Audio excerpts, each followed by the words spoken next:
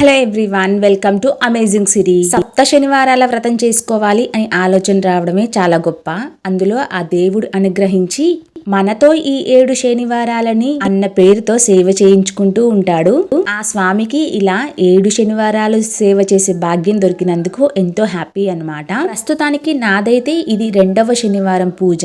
ఇల్లంతా శుభ్రం చేసుకున్న తర్వాత స్వామివారికి పూలు కోద్దామని చెట్ల దగ్గరికి వెళ్లి చూస్తే చెట్టు నిండా విపరీతంగా పూలు పూసి ఉన్నాయి. నేను ఈ రోజు ఎలాగైనా స్వామివారి పాదాల దగ్గర ఉండి నా జన్మ ధన్యం చేసుకోవాలి అని ఇంతగా విరగబూసి ఎప్పుడెప్పుడు ఆ స్వామివారి పాదాల దగ్గర పడి నా జన్మధన్యం చేసుకుంటాయా అని ఎదురు చూస్తున్నాయి. నిజంగా ఫస్ట్ టైం అన్నమాట ఇన్ని పూలు శనివారం రోజు పూయడము.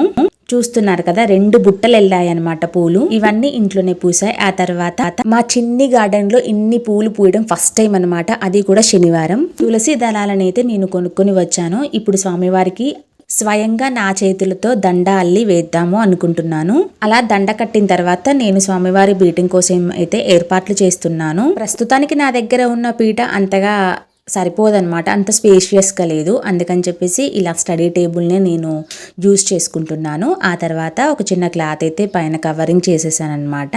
ఇప్పుడు నా దగ్గర మినీ చైర్ ఉంది కదా, సో దీని మీద ప్రసాదాలు పెట్టుకుందాం అని చెప్పేసి పెట్టుకున్నాను. మనకి ఎంత ప్లేస్ సరిపోతే అంత చాలన్నమాట. ఓవర్గా కూడా ఎందుకులే అనిపించింది, ఎందుకంటే పూజ చేయడానికి మళ్ళీ డిస్టెన్స్ సరిపోవాలి కదా.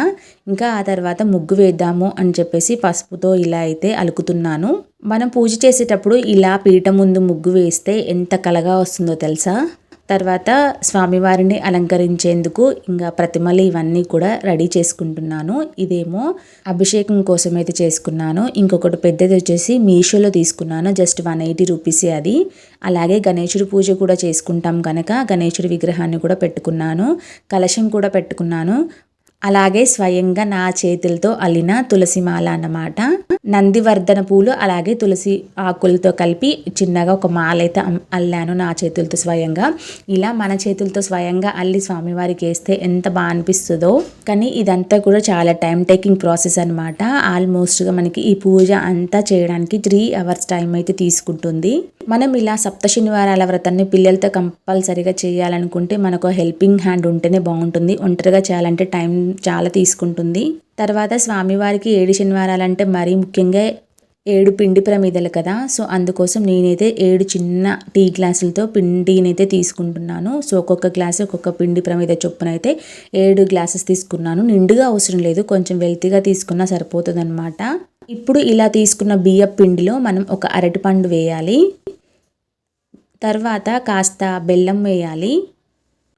ఆ తర్వాత ఆవు పాలు పోయాలి కొన్ని, ఒక 1/2 లీటర్ వరకు పడుతుంది, కానీ నేను కొన్ని పోసి స్టాప్ చేసేసాను. ఆ తర్వాత ఆవు నెయ్యిని వేయాలి బాగా కరిగించిన తర్వాత.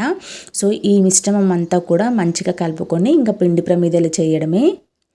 ఇవన్నీ అవసరం లేకుండా జస్ట్ నీళ్ళతో కూడా పిండి కలుపుకుండా పిండి ప్రమిదలు చేయొచ్చు, ఏం పర్లేదు.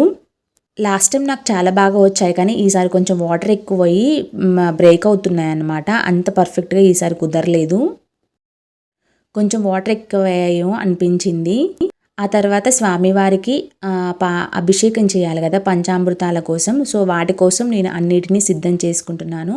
పాలు, పెరుగు, తర్వాత నెయ్యి, చక్కెర, అలాగే తేనె అన్నమాట.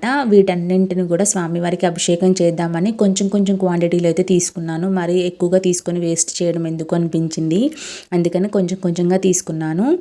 ఆ తర్వాత ఇందాక పసుపు వేసా కదా, దాని మీద స్వామివారికి నాకు తోచిన చిన్న ముగ్గు అయితే వేశాను.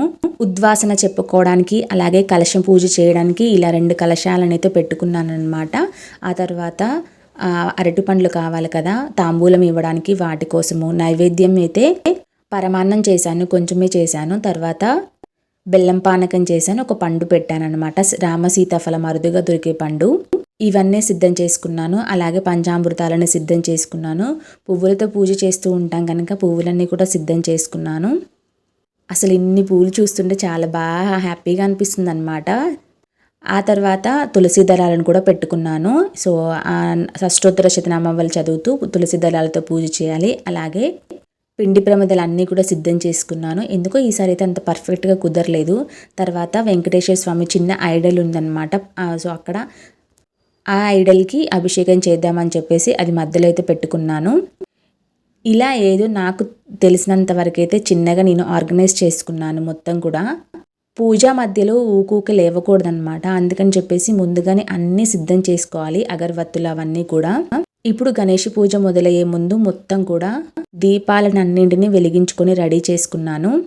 అబ్బా, వెంకటేశ్వర స్వామి చూడండి ఎంత బాగా కనపడుతున్నాడో. సో విగ్రహం హైలైట్ కావాలని వెనకాల తమలపాకుని పెట్టాను బ్యాక్గ్రౌండ్. సో బాగా హైలైట్ అవుతుంది. సో ఫోటో ఫ్రేమ్ కూడా 3D అనమాట, చాలా బాగుంది కదా. ఆ తర్వాత పిండి ప్రమిదలకి బొట్టు పెట్టుకొని అక్షింతలు అయితే వేసుకొని ఇక గణేశుడి పూజ మొత్తం అయిపోయిందనమాట. ఆ తర్వాత యూట్యూబ్లో అయ్యవారు చెప్తూ ఉంటుంటే ఇక్కడ పంచామృతాలతో అభిషేకం అయితే చేస్తూ ఉన్నాము. పంచామృతాలతో అభిషేకం ఊరికే చేయడం లేదండి, ఒక్కొక్క పంచామృతంతో అభిషేకం చేస్తూ ఉన్నప్పుడు మనకి ఒక్కొక్క ఫలితం దక్కుతూ ఉందన్నమాట.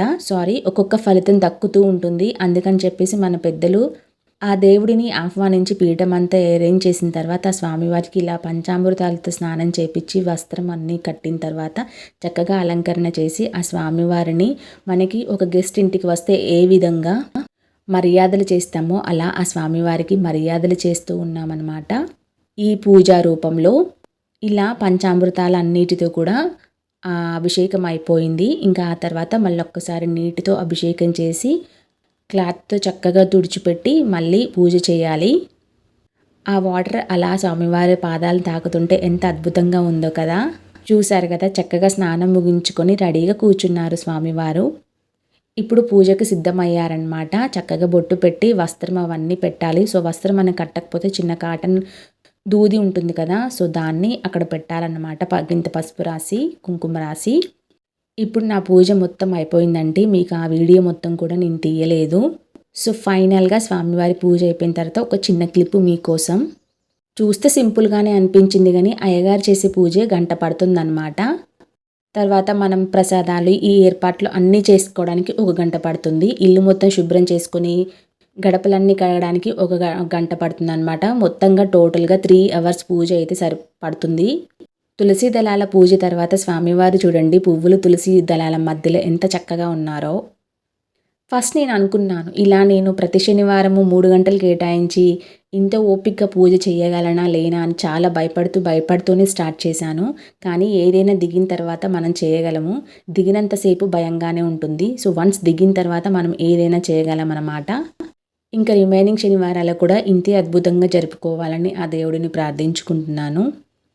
మీకు ఎలా అనిపించిందో నా వీడియో కామెంట్ చేయండి. అండ్ నేను ఏమైనా మిస్టేక్స్ చేశాను అనుకుంటే కూడా మీకు ఏమైనా తెలిస్తే అవి కూడా కామెంట్ చేయండి. నెక్స్ట్ టైం నేను సరిదిద్దుకుంటాను. అన్నట్టు చెప్పడం మర్చిపోయాను, ప్రతిసారి కలశం పెట్టచ్చా అంటే అవసరం లేదు.